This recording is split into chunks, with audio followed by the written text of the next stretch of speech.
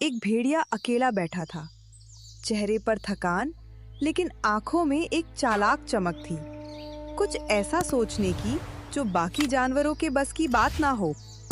अरे और कितनी मेहनत करनी पड़ेगी, रोज रोज शिकार ढूंढना, दौड़ना, छिपना, कब तक? काश कोई ऐसी तरकीब मिल जाए कि शिकार खुद मेरे पास आ जाए। भेड़िया धूर्त और चतुर था। जंगल के हर कोने में उसकी चालाकी की चर्चा थी। उसी समय रास्ते से एक गधा गुजरा, शांत, भोला और निष्कपट। गधे भैया, जरा मेरी मदद करोगे? ये लकड़ियों का गट्ठर उम्मीद से ज्यादा भारी है। क्या तुम इसे अपनी पीठ पर उठाकर थोड़ा आगे छोड़ सकते हो? अरे इसमें पूछने की क्या बात है, ठीक है, रख दो मेरी पीठ पर, मदद करना मेरा धर्म है। गधा बिना किसी संदेह के हिरन की सहायता करने लगा। दूसरी ओर भेड़िए के दिमाग में पहले ही नए नए शरारती विचार उभर रहे थे। वह कुछ ऐसा चाहता था जिससे पूरा जंगल उसकी मुट्ठी में आ जाए। इसी दौरान एक तगड़ा बैल वहां आ पहुंचा। क्यों रे भेड़िए, आज बड़े ध्यान में बैठे लगते हो, बाबा बनने का मन है क्या? चल हट यहाँ से, दिमाग मत खा, मैं कुछ सोच रहा हूँ। बैल तो मजाक उड़ाते हुए आगे चला गया, लेकिन उसके तंज ने भेड़िए के मन में एक चिंगारी जला दी। कुछ ही पल बाद भेड़िया उत्साह से उछल पड़ा। अरे वाह, इस बैल ने तो मेरी समस्या का समाधान कर दिया।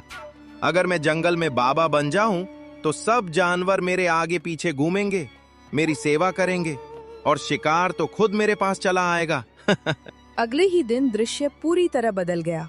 एक नदी के पास भेड़िया ध्यान मुद्रा में बैठा था। उसके चेहरे पर वही गंभीरता थी जो किसी तपस्वी के चेहरे पर दिखाई देती है। पास ही हिरन खड़ा हैरानी से देख रहा था। अब मैं दुनिया से विरक्त हो चुका हूँ। शिकार और हिंसा सब व्यर्थ है। आज से मैं ज्ञान बाबा बन गया हूँ। जा बालक, सबको बता दे, ज्ञान बाबा अब जंगल के कल्याण के लिए आ गए हैं। हिरन खुशी से कूदता हुआ निकल गया और थोड़ी ही देर में ये खबर जंगल के सभी जानवरों को बता दी। भेड़िया अब संत बन गया है, वो चमत्कार कर सकता है। दिन ढलते तक भेड़िए के सामने एक बड़ी भीड़ जमा हो चुकी थी। हर कोई उसके ज्ञान का लाभ लेना चाहता था, जबकि उसके भीतर छिपी भूख किसी सही मौके की प्रतीक्षा कर रही थी। बाबा जी, सुना है आप अब शिकार नहीं करते हैं, तो आप भोजन क्या लेते हैं? बालक, जब मन शुद्ध हो जाता है तो पेट को अधिक की आवश्यकता नहीं रहती। अब मैं फल और जड़ी बूटियां ही ग्रहण करता हूँ। सभी जानवर आपस में फुसफुसाने लगे। वाह, भेड़िया होकर फल खाता है, सच में अद्भुत संत है। इसी दौरान अचानक एक घबराई हुई खरगोशिन वहां पहुंची। बाबा जी, मेरे बच्चे को बहुत तेज पेट दर्द है, कृपा करके कोई उपाय बताइए। भेड़िए के चेहरे पर भीतर ही भीतर एक चालाक मुस्कान चमक उठी। वह जानता था ये उसका चमत्कार दिखाने का सही मौका है। चिंता मत करो बालिके, बाबा अभी एक दिव्य मंत्र से सारी पीड़ा हर लेगा। उसने हाथ हवा में घुमाए और एक अजीब मंत्र बोला। ऊ हिमली हूँ फट स्वाहा। जा बालिके, देख जाकर तेरा बच्चा ठीक हो गया है। सभी जानवर सांस रोके देखते रहे। थोड़ी देर बाद खरगोशिन लौट कर आई। बात बदल चुकी थी। बाबा जी की जय हो, मेरे बच्चे का दर्द तो चमत्कार की तरह दूर हो गया। भीड़ में खुशी की लहर दौड़ गई। अब जानवर भेड़िए के और भी ज्यादा दीवाने हो गए। रोज उसके सामने फलों और पकवानों की थालियां लगने लगी। जानवर सेवा में लगे रहते। लेकिन एक दिन रोज खाने को मिलता है, लेकिन आखिर ठहरा मैं मांसाहारी। ये घास फूस कब तक खाऊंगा? उधर गधा दूर से ये सब देखता था। वो बाकी जानवरों जैसा भोला नहीं था। धीरे धीरे उसके मन में संदेह उठने लगा। एक मांसाहारी जानवर अचानक बाबा कैसे बन सकता है और फल खाकर उसकी भूख कैसे शांत हो सकती है? इसमें जरूर कुछ काला है। गधे के मन में उठता यह संदेह आने वाले रहस्य का पहला संकेत था। दिन बीत रहे थे और गधे का संदेह और गहरा होता जा रहा था। एक शाम जंगल में हलचल हुई। भालू दौड़ा दौड़ा आया और सभी को भेड़िए के पास बुलाया। जानवर इकट्ठा हुए। भेड़िया गहरी आवाज में गंभीर चेहरा बनाकर बोला, मेरी बात ध्यान से सुनो बालको।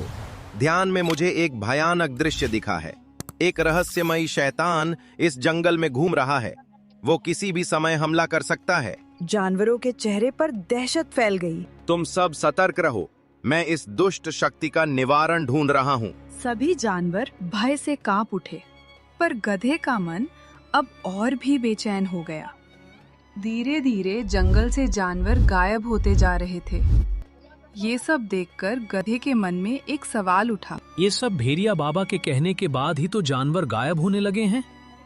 क्या ये सच में कोई शैतान है या भेड़िए की ही कोई चाल? उसने तय किया, आज वो सच की जड़ तक पहुंचेगा।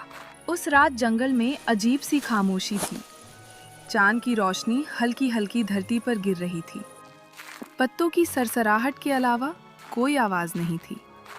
गधा एक बड़े पेड़ के पीछे छुपा हुआ हर दिशा में नजरें घुमाए बैठा था।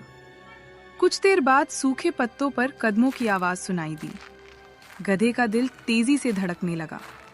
वह झुककर देखने लगा। कौन हो सकता है? थोड़ी ही देर में एक परिचित आकृति प्रकट हुई, भेड़िया। लेकिन वह अब शांत दयालु बाबा नहीं था।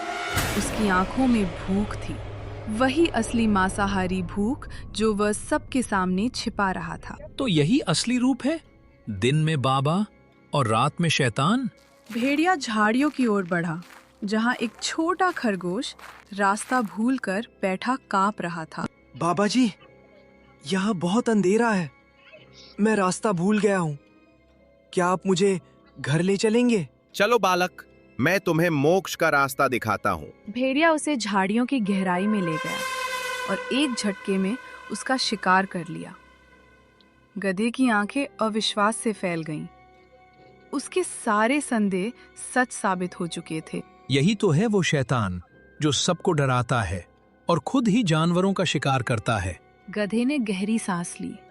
अब वो जान चुका था कि जंगल को इस ढोंगी बाबा से बचाना ही होगा। सुबह होते ही जंगल में हलचल मच गई। खरगोशिन रोते बिलखते हुई भेड़िए की कुटिया की ओर भागी चली आ रही थी। उसकी आंखों में चिंता की परतें थीं, आवाज कांप रही थी और दिल में भय का तूफान था। बाबा जी, मेरे पति रात भर घर नहीं लौटे। कृपा करके अपनी दिव्य शक्तियों से बताइए कि वो कहाँ हैं। भेड़िया एक पल के लिए घबरा गया। उसे याद आया, कल रात वह उसी खरगोश का शिकार कर चुका था, मगर उसने चेहरे पर गंभीर संतोषा भाव चढ़ाकर सजीव अभिनय किया। इसमें ध्यान लगाने की कोई आवश्यकता नहीं है, मैं बताता हूँ कि वो कहाँ है। इसी समय गधा आगे बढ़ा। उसका चेहरा शांत था, पर भीतर उसके गुस्से की आग भड़भड़ा रही थी। वह अब सच उजागर करने को तैयार था। नहीं बाबा जी, मैं बताता हूँ कि वो कहाँ है। सभी जानवर हैरानी से उसकी ओर मुड़े। गधे ने एक गहरी दर्द भरी सांस लेते हुए बात आगे बढ़ाई। जिसकी तुम खोज कर रही हो वह अब इस दुनिया में नहीं है, और इस घटना के पीछे वही है जिस पर तुम आंख बंद करके भरोसा करती हो। क्या कहना चाहते हो? तुम बाबा जी पर आरोप लगा रहे हो? हाँ, यही ढोंगी तुम्हारे पति को खा गया है। मैंने अपनी आंखों से देखा है। पूरे जंगल पर जैसे सदमे की बिजली गिर गई। हर जानवर सन खड़ा था, किसी को भरोसा नहीं हो रहा था। झूठ! बाबा जी ने तो खरगोश के बच्चे की बीमारी पल भर में ठीक कर दी थी। गधे भाई, तुम गलतफहमी में हो। बाबा जी ज्ञानी हैं, सबका भला करते हैं। गधे ने सिर झुकाकर